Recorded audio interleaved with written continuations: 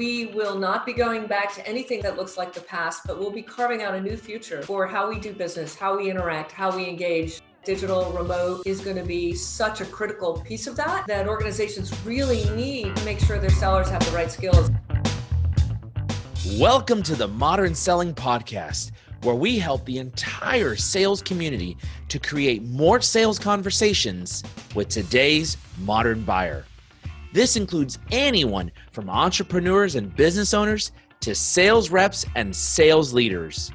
Each episode, you will hear from sales leaders, practitioners, and influencers to help you find, engage, connect, and nurture your relationships with your buyers. I'm Mario Martinez Jr., your host, and you're now listening to the Modern Selling Podcast. Welcome to the live broadcast of this episode of the Modern Selling Podcast. And I've got an amazing guest, my friend, very special. In fact, she made me wait 3 years, 3 years to finally get her on the show. I want to welcome my friend, Mary Shea from Forrester, Principal Analyst. Mary, say hello to the audience. Thanks, Mario. Hey, everyone. It's great to be here. And Mario, thank you for being patient. I've wanted to be on your podcast for so long, and I'm super excited to be talking about the modern seller, different trends, and what organizations need to do to ensure their sellers can succeed in a highly digital environment. So psyched to be here. I kind of wish I was in Hawaii with you over there, but I am in Portland, Maine. Very happy to have a lot of sun here today. So that's great news. Well, at least the sun is out. That's the most important thing. And we've got the beautiful water in the background. So, you can't really complain that much. It's all good.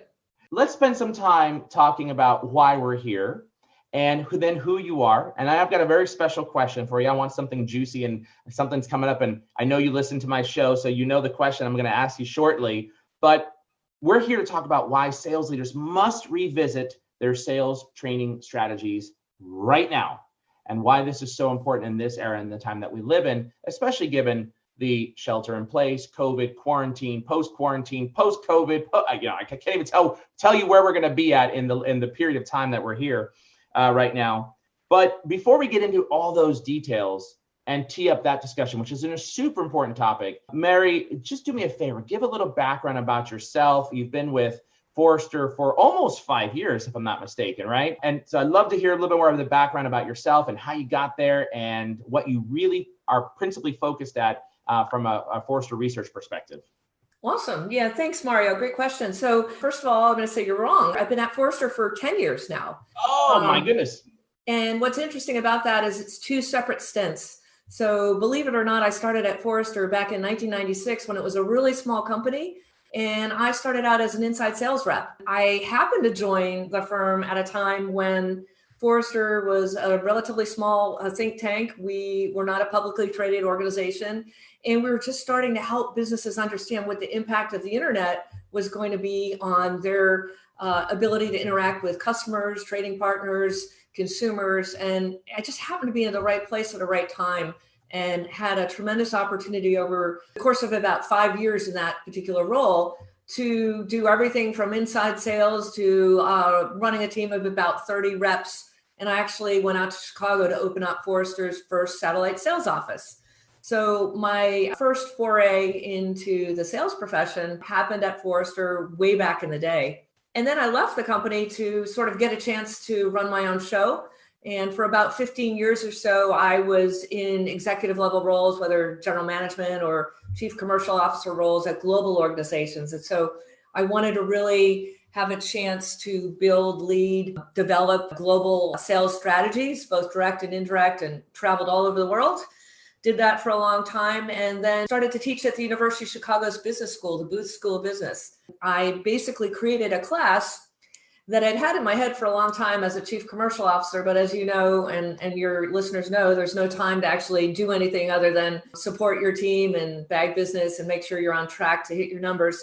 So I developed a course to help the next generation of business leaders figure out how to build develop, lead a global sales organization. And a lot of the students at Booth weren't necessarily going to go into sales, but would be in leadership positions, private equity, other types of roles where they really needed to understand the commercial function and how to potentially interact with that function. So it was a super fun experience.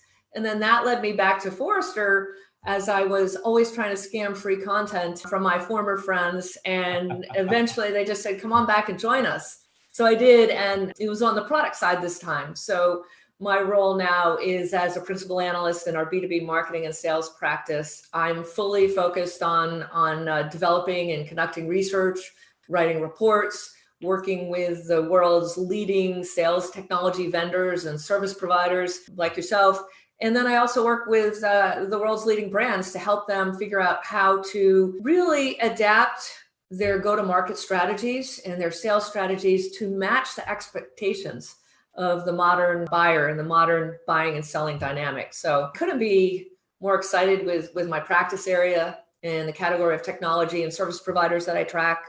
And then I do just want to put a plug in for Forrester, and George Colony, who's our CEO, extremely welcoming of folks who return back to the organization, and they call us boomerangs. So I'm a Forrester boomerang, and in this role, I've really been able to kind of pull from, being a practitioner to being an academic to now on the product side, and I bring it all together on behalf of our clients and hopefully the market when we have conversations like today. So that's the background.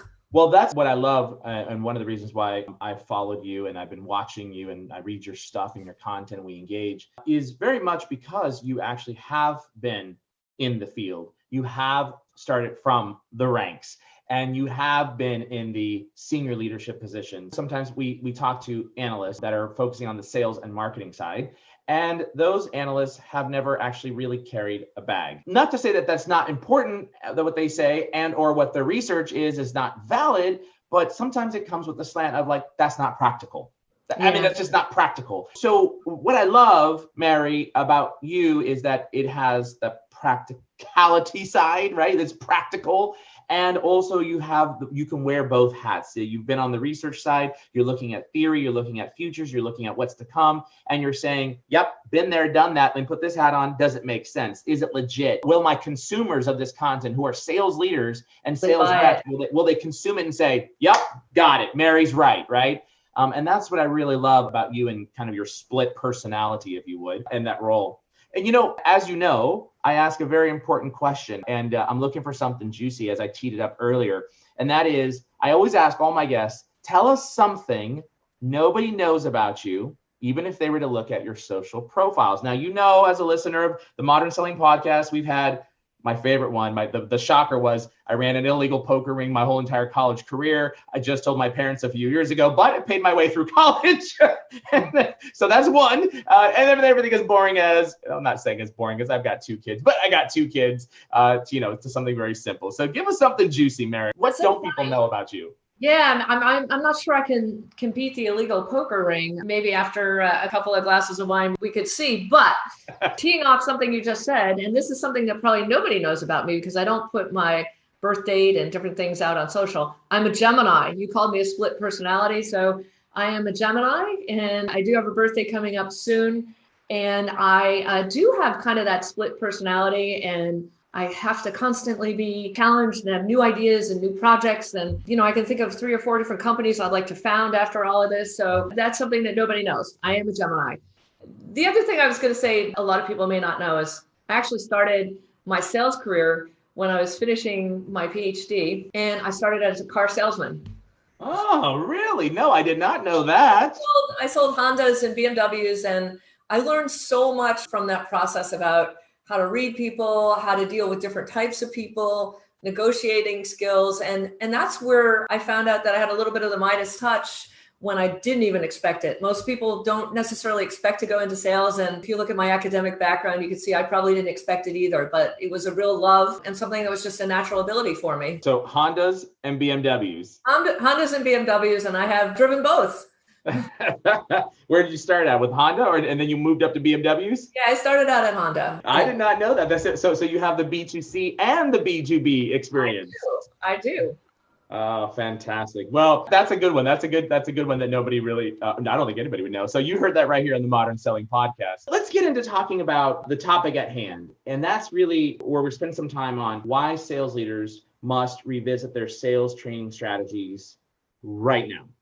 And you published a report around this, and so that we can take some time to talk through some of your research and findings. But let's start out first talking about why is it now so crucial from your perspective for sales leaders to revisit their sales training strategies? I've been kind of obsessed about sales training probably for about 24 months now in this role. I was just trying to get to a break in my research schedule to be able to take it on. The reason I'm so focused on it and have been so focused on it, and I'll get to your now question as well, is that the business buyer is evolving so rapidly, so quickly because of their experiences in interacting with their favorite personal brands, the consumerization of that experience, as we all know. We've been talking about that for ages at Forrester, and I'm sure everyone's up to speed on that.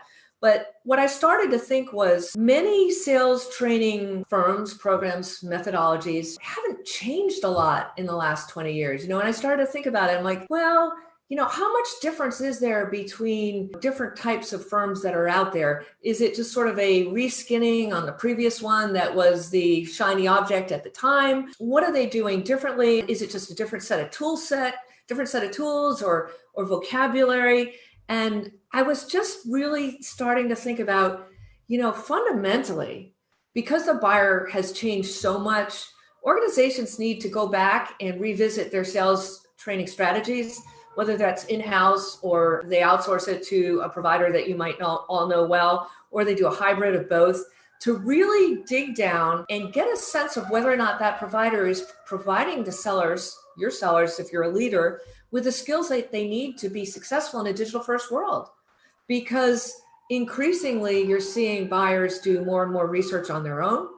They're comfortable with self-direction. They're going on to peer review sites like TrustRadius or G2 Crowd. They access their personal networks. Now, millennials are a third of the US workforce. 2025 will be about 45% of the global workforce.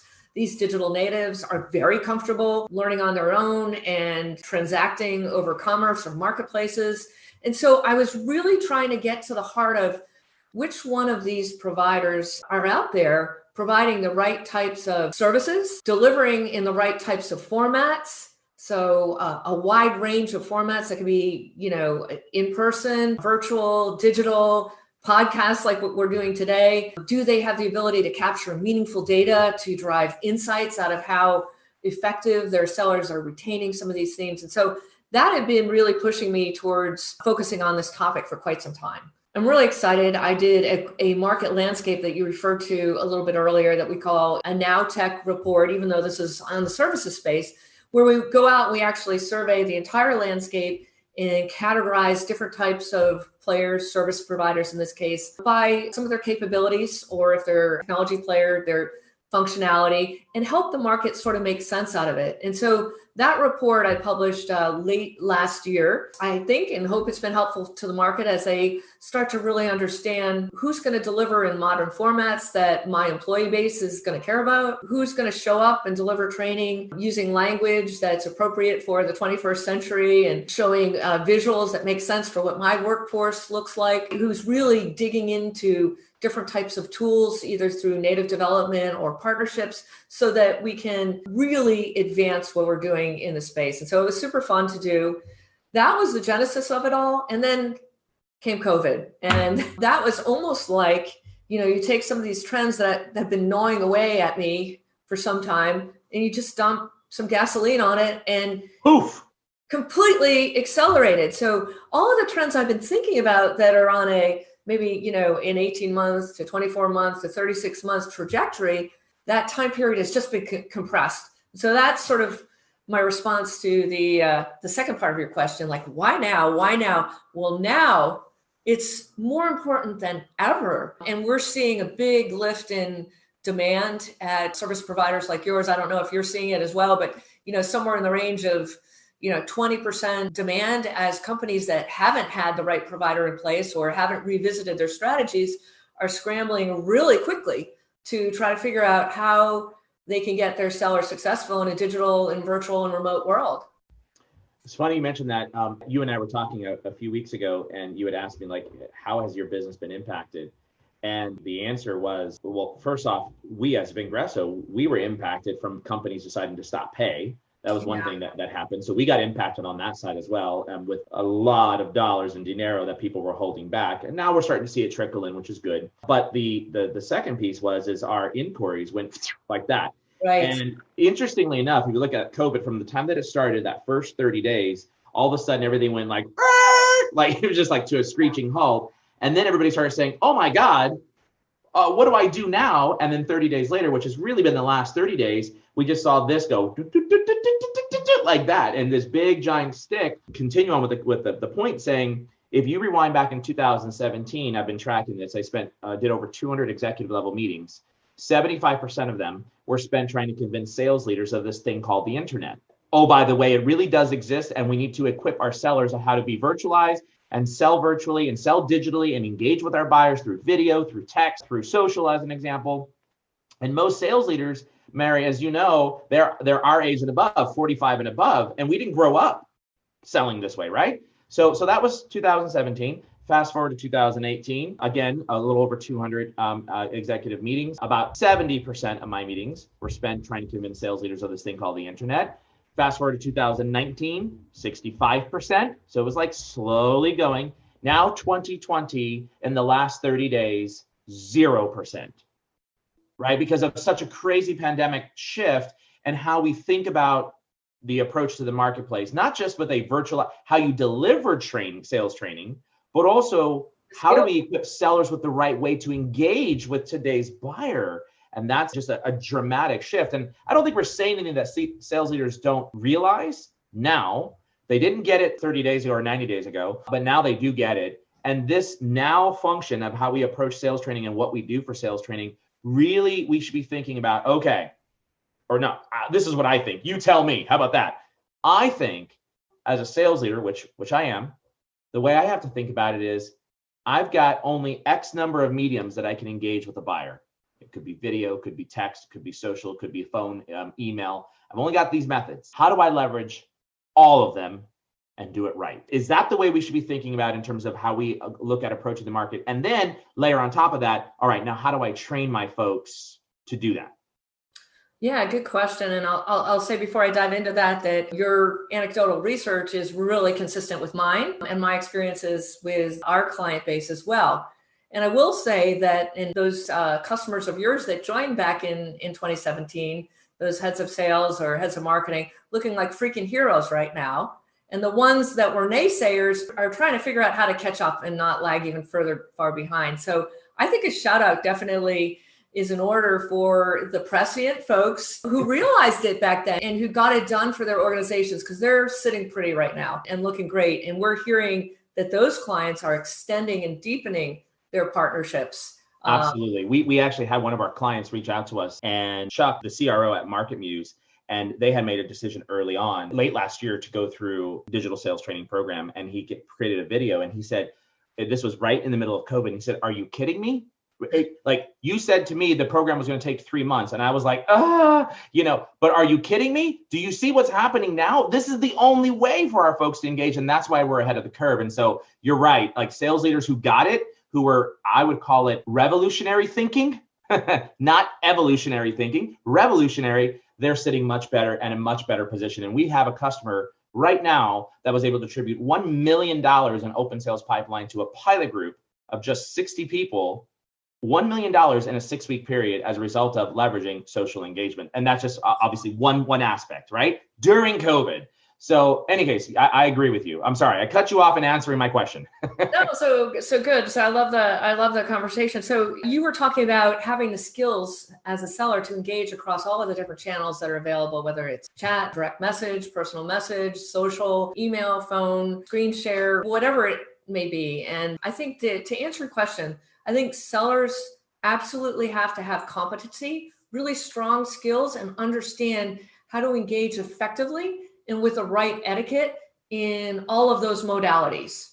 And you still see, sadly, so much trouble with folks using, LinkedIn in mail the wrong way. I can't tell you, I don't want to go into a negative place, but we Forrester analysts get cold outreach emails asking us to buy CRM solutions. Well, it's been like 10 years since I had 200 salespeople reporting to me and I don't have a budget. Anyone who took 5 seconds to look at my profile, would know that, right? I'm on live video right now. My podcast listeners can't see this, but the live video folks can. I've got what is this? This is the envelope opener. What you're talking about, Marion, I just want to stab myself when I hear what.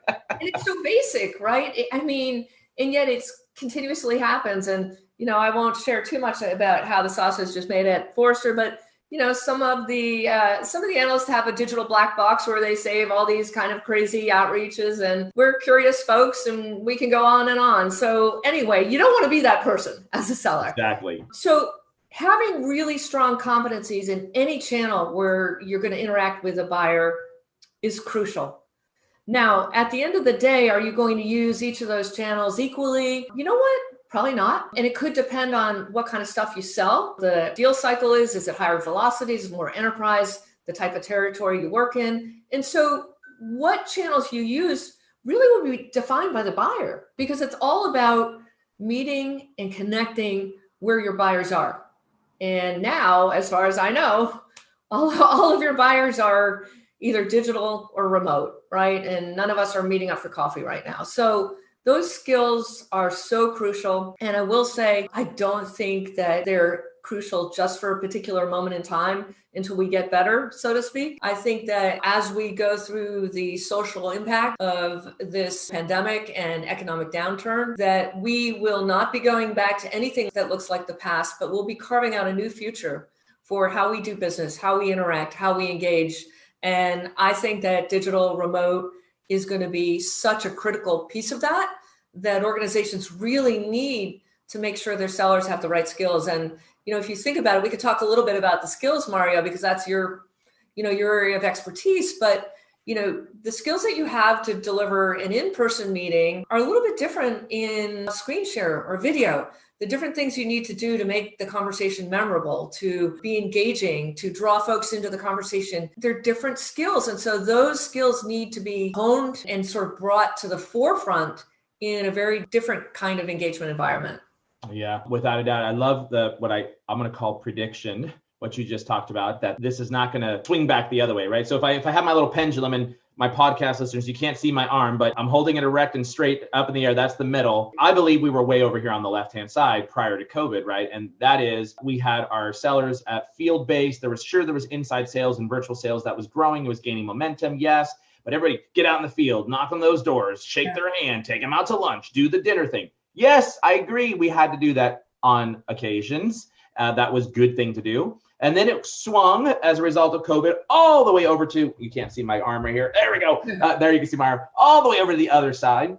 And I think what I just heard you say, Mary, is that we're not going to go back to here, but we're probably going to be somewhere around over here, the middle towards, people realizing, yeah, exactly, towards the virtual, people realizing, wow, I could actually potentially be effective. I could have an effective sales team. I need to build these particular skills. I can help them. And oh, by the way, hold on a second. I think a lot of buyers, well, some of us want to get out of the house because we got kids you're screaming and yelling in the background. Don't get me wrong.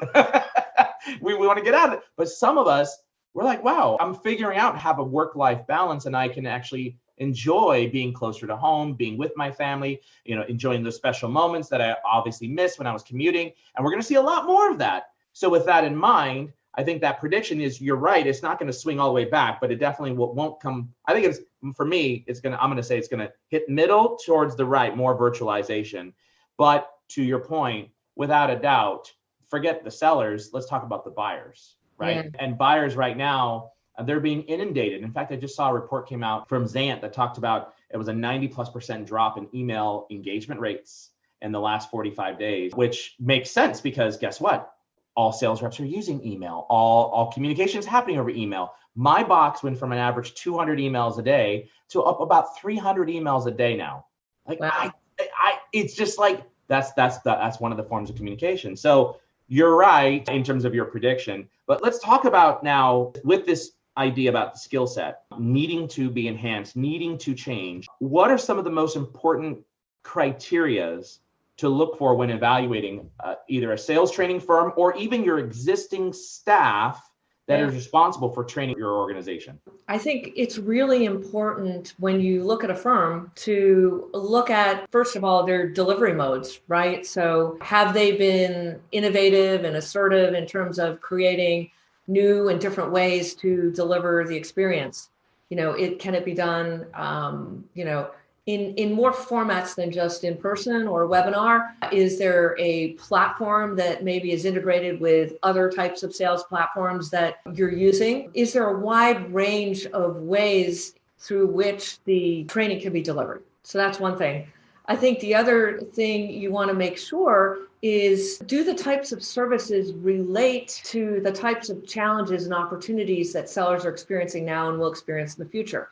So, I'm not saying, figuring out how to navigate around the gatekeeper or how to impact an economic, buyer isn't important, but I think there are other skills that are now much more important than that. So, for example, how do you engage and use social, all of the different channels that relate to your business and where your customers and prospects reside? Can you engage effectively across all of those channels? I didn't say this, Mark Robert said it, but he was like, LinkedIn's like meeting someone at a trade show. Facebook's like, going out to a restaurant and having, dinner with someone. And Twitter's like inviting someone to a cookout and barbecue in your backyard. We've, as sellers who have been around as long as you and I have, Mario, we've done all of those things, right? Absolutely. Because your customers become your friends if you're, in a lot of cases. You wear different clothes, maybe you drink different beverages, the conversation goes into different topics. So really having a great presence that makes sense for each of the unique channels that you use is crucial. Understanding the etiquette, understanding the mores and the behaviors. Like when you think about social, it's really about authentic and meaningful connections with people. So it's not about, hey, I got a new channel to drive through this piece of collateral, or, I got to get a demo set up and everyone's going to listen to me through personal message or chat. It's about really figuring out how to engage effectively. And when you've earned the right to ask somebody for something, Jill Rowley always says this, and I really love it as well, which is, make the deposit to the ATM before you go take it out. And it's so simple, Mario, but 80% of the time people don't do it. So, those are some things that sellers really need to be capable and competent on. I think they also need to understand how to be effective on a screen sharing platform. Some of those techniques and skills are really different. How to be an advisor and a guide rather than sort of pushing the sale. As you think about some of the trends that have been in place, digital natives looking to do more digitally, SaaS expanding beyond software and going into, traditional industries. As that happens, sort of that one-time sales spike goes away, and it's more about continuous value-added interactions. So that's really important. How do you think about data, and how can you use the systems and services within your own company to provide constant insight to people? Because if you think about your customers as a seller, they're going to be under economic pressure, and they're going to look to streamline their subscriptions and their licenses. And the ones they're not going to streamline are the ones that are in touch with them, that are delivering value, that are helping. And so the role of the seller is sort of less of sitting on one side of the table, but more so someone who's going to digitally roam the halls with their buyer and gain alignment amongst a wide range of stakeholders. Again, different skills than who I would have hired when I was a chief revenue officer, for sure, right? So you've got to start to look at a firm that can help sellers acquire those types of skills.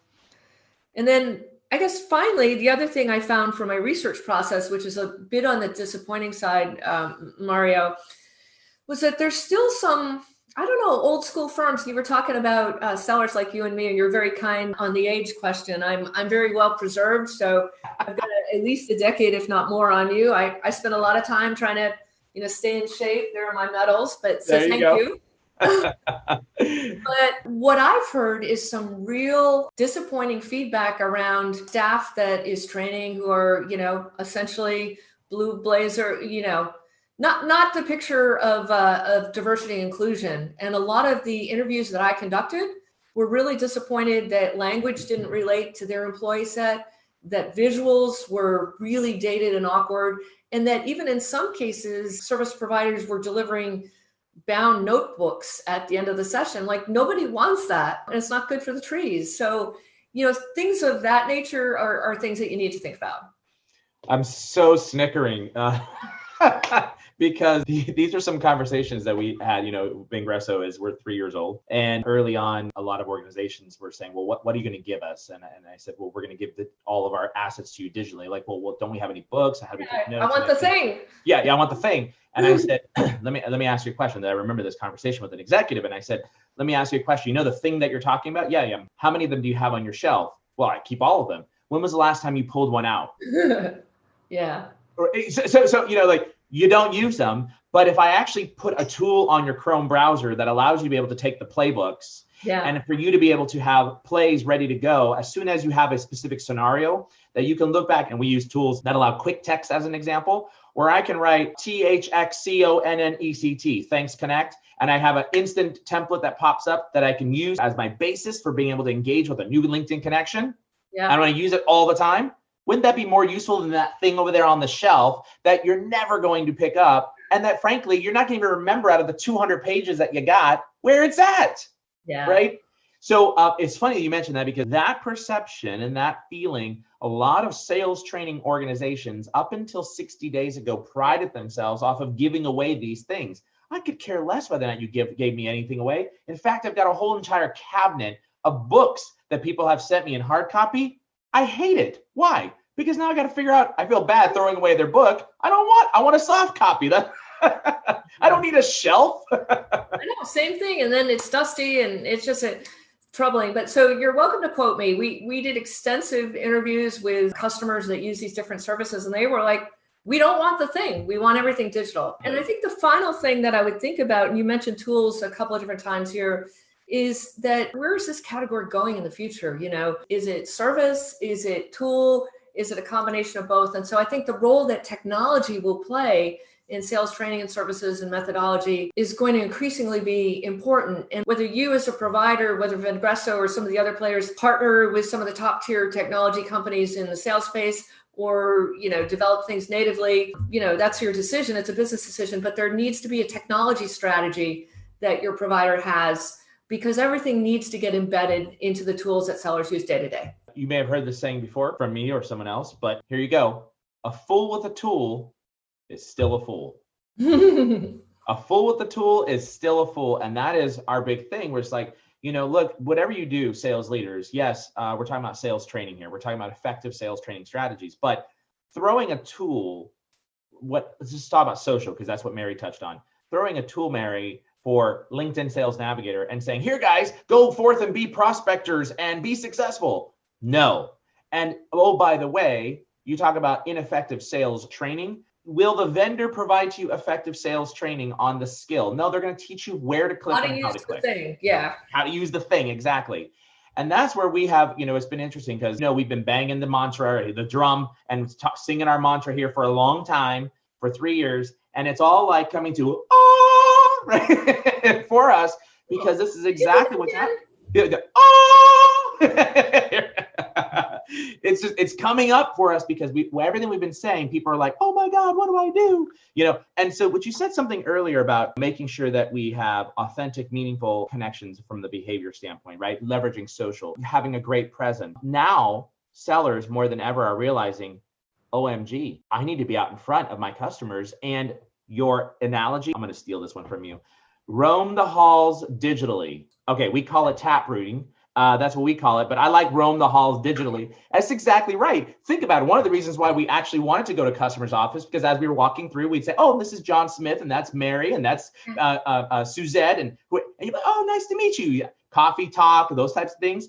You can do that on social. Exactly. Now we can take that, and now we have to do that because the buyer committee still hasn't changed. We're still having anywhere between 6 to 10, whoever you're talking to, right? You still got all these buyers. What's the number? If not larger, right? If not larger. Yeah. So I like that. Roam the halls digitally, but there's a right way to do it. You can't go rogue. Exactly. And actually funny you mentioned I have a folder, 2 folders in my email. One that's called emails that suck and emails that don't suck.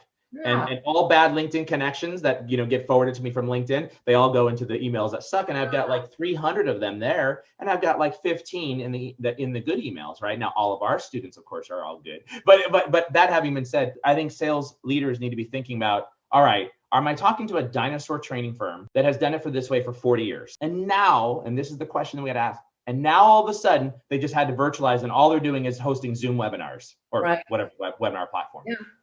Look, Mary, I don't know about you, but I've been to many, many, many, many, many trainings throughout my 22-year career in sales. Okay. And when I get on a sales training webinar, yes, I'm not seeing you in person, but you better darn well bring the fire. If you do not have the fire to capture my attention, I got, oh, look, squirrel. Squirrel. So this is the type of thing that you need to see. And we have Vengreso. I don't know if I ever told you this when we were doing some of the analysis or responding to some of your questions with the Forrester Wave report. But we actually track our global stats on customer feedback and our customer success. We track it down to what your point is, the visuals. We actually have a visuals. We have a 97% effective rating on our visuals. Why? Because we actually go out and use a millennial to build our visuals that are like, wow, these pop, right? And that's in our training program. Our trainer knowledge, we track whether or not someone will recommend the course, whether or not they think someone in their sales organization should be there. And we're hitting our 93% to 97% at met, expectation, exceeded, or far exceeded. And I'm very proud of these stats. It's because in the last quarter, we're actually getting ready to publish them. I think starting third quarter, we'll have a page dedicated so people can see them. These are the types of things that I think sales leaders need to be looking at for sales training companies, not this, what thing are you going to give me? And, oh, you're going to use Zoom? Okay. No, let's take it a step further. Are you actually engaging? Do you keep my attention? Those are the types of things I'm thinking of. What do you think, Mary?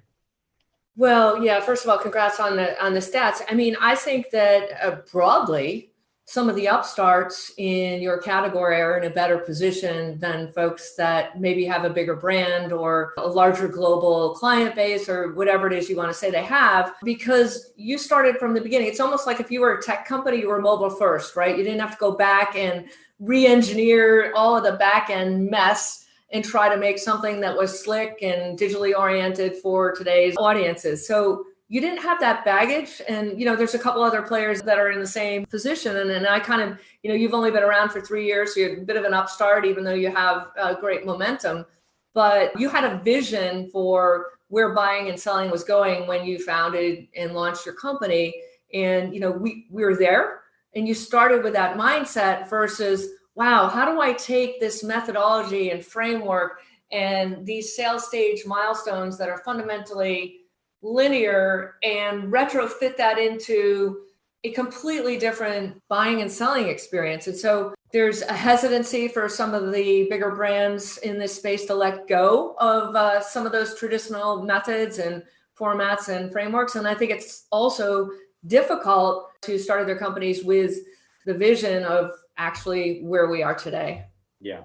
And going on to that point of, as we looked at this, remember when we merged together 4 companies at Vengreso, Vivica had been around for 10 years, Kurt had been around for 8 years, Bernie had been around for 15. So we took this and we said, we put it into a think tank and we shook it up and we said, what are all the sales training companies that are doing out there that we don't like, that don't work?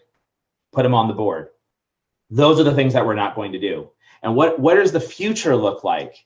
Yeah. A digitally engaged buyer and a digitally engaged salesperson. Mm-hmm. And obviously I did not predict a pandemic, and unfortunately it has happened. But those two worlds came together much faster than what we had anticipated. And now sales leaders, in my opinion, need to be thinking about, do I have the right personnel and people that understand the change? Mm-hmm. Because if I have the right people and personnel, meaning my sales enablement team as an example, or whoever's responsible for thinking about how to grow my sales team, if they're not thinking the right way, and if you're not sitting in front of a room saying, I want you to practice in front of me, show me how you're going to deliver to my team, what you're going to do. And if it looks something like this, okay, team, today what we're going to do is we're going to have a webinar for the next hour. And then at the end, we're going to have 10 minutes of Q&A. Let's go through it. Exactly. There's the squirrel, right? No, as opposed to when we start our trainings, guess what we start on there? We start up with Treasure from Bruno Mars. We've got music playing. We've got backgrounds that are appropriate for the event. We'll have Despacito, like high-end music. And then when we're doing our breakouts, we actually have Motown, like the top 100 Motown songs going on, right? As an example, to keep people like, all right, this is good. This is good. That's just one example of a flavor. And that's what we need to bring sales training now to our sellers, because to what you just did, look, squirrel, squirrel. All right, pitfalls to avoid. Is there anything that you want to talk about that we haven't already that as a leader that I should be thinking about? And I know we're going a little bit over time, so I hope you can bear with me and all of you watching in. This is great. And I get super excited. So Mary, anything in terms of pitfalls that I should be thinking about? I think I sort of, in a roundabout way, mentioned them as I talked about the things you really want to make sure we have. But there's multiple formats for delivery, that there's a way to capture data from the experience that will enable you as a sales leader to do more of what works and less of what doesn't work, and to make, really strategic decisions that are going to drive your organization forward.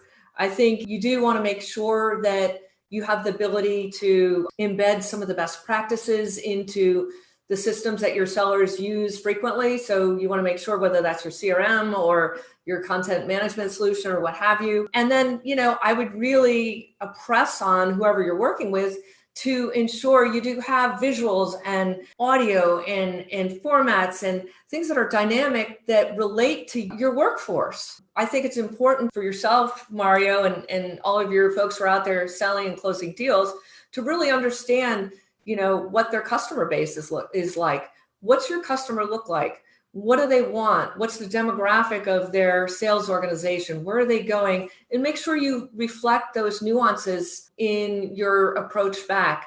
The other thing you might think about is, are there any unique things that we have that relates to our industry or the industry that we sell into, to ensure that your provider can provide a level of customization that's necessary for success? So those are a couple things you want to, dig into a little bit more deeply. I love that you just said on the last piece there, and it reminds me of, originally when we launched we have our selling with video and we have our selling with social program. And our selling with social program, it was an 8-week long implementation. Now that's a long implementation for a sales training program, right? And customers always said, like, but why is it like now it's 6 weeks? We shortened that to 6 weeks. Why is it that long? And it's because we're doing exactly what you just said, customization. I need my trainers and my coaches who are going to be sitting in the room with your sellers to understand your business well enough to say, if you click here and you send this script, you need to customize it this way. And that's super important to be able to make that happen. And also, if we're going to start a project, we need to understand, what is marketing going to bring to the sellers? Yeah, that's a great point. In terms of value-added messaging, because if marketing doesn't have it right, guess what? We don't have a program, right? And that's where I think the bridging, like the sales and marketing alignment, sure is that they're pretty much 7 out of 10 customers, 6 out of 10 customers, they don't got it right. And that's where we spend time at with that marketing organization to say, no, what you have is, we heard sales says they need this, and this is what's happening, and you're producing product material. Like, hold on. We got an inequity here. We got to balance the force here. And that's really important point that I didn't mention. So I'm super glad you brought it up, where your organizations can, bridge the gap between sales and marketing and coach marketing up to what's really needed on the sales side, and then help sales better leverage the stuff that marketing's produced for them. So yes, that is absolutely crucial. When you do that, you get marketing to produce what it is that sellers need, and you teach the sellers how to best leverage that, whether it be through technology, distribution, one-on-one communication, doesn't matter. Right. Then you have sales and marketing alignment. There you go. Now Mary did. Oh! I love it. Fantastic discussion. The Wave report that you're referring to on sales training companies, what is it called and where do we find it? Yeah, so I'm sure a lot of your audience is a Forrester client. So there's 2 reports. One is the Now Tech on sales training and services. And then the other is the Wave that was published. It's called the Q1 Sales Training and Services Wave. And if anyone wants to get a copy of either of those reports, if they're not a client, they can just reach out to me on social. I'm happy to share if anyone's interested. Fantastic. I love it. So, well, first off, we'll put links into the show notes for the podcast here. Oh, cool. So we'll make sure we get that. And then secondly, what's the best way to reach out to you? On LinkedIn? Is that the right way? Yeah, LinkedIn's pretty much the best. Like a lot of executives and others, the email has become a little slow for me and not my favorite mode. So if you want to get to me, the best way is LinkedIn, also Twitter, but that's really the way to get to me directly and quickly, and then we'll take it from there. So make sure, sales leaders, when you reach out, you tell Mary, I heard you on the Modern Selling Podcast, and I would like to have a copy or somehow get my hands on an extract of some sort of the report on the sales training report on how to, what was the actual title of this other report again? It was the Sales Training and Services, the NowTech. Okay. And that was really helping everybody understand the dynamic, the landscape of who's doing what, which organizations are leading the charge. And Mary, can I say that we were in it? You can. Okay. Well, I did on air, sorry. But we're in it. We're in it. Vengreso's in it. And we're super honored and thankful that you have seen our leadership in the marketplace and that we have been delivering and thus made it into the report. So thank you for having. So make sure you reach out to Mary. Tell her you heard on the Modern Selling Podcast. And Mary, I always ask this last question of all my guests, and that is all-time favorite movie. What is it? I'm going to say The Sting. Love it. Love the music. What is The Sting? I've never heard of that. What is it? Paul Newman and Robert Redford. It's a classic. Oh, maybe I don't know. Well, it'll be in our show notes. We're going to have to talk. All right. When we get back together over a drink, I'll have watched it by then. So that'll be my next time I see you. I will have watched it by then. And for all of you thinking like, how could you not have seen The Sting? I don't know. I didn't see. Here, Mary, for the last 10 years, I've been stuck in Cars. I've been stuck in whatever the other movies are. How to Train Your Dragon. That's what I've been stuck in. So maybe I have seen it. I don't know. But that having been said, thank you for joining me on the Modern Selling Podcast. All of you listening in right now, don't turn that dial. There's this important message. And for all of my YouTube followers, thank you for following us and watching us on YouTube Live. We'll talk to you soon. Until the next episode of the Modern Selling Podcast. Thanks for listening to the Modern Selling Podcast. Please do me a huge favor and give the Modern Selling Podcast a rating and review on iTunes. I would appreciate it. Also, if you want to easily find our show, just go to themodernsellingpodcast.com. Hey, since you'll be on our site, be sure to check out our Modern Marketing Engine podcast hosted by my co-founder and CMO, Bernie Borges. Thanks for listening in, and until the next episode, good selling.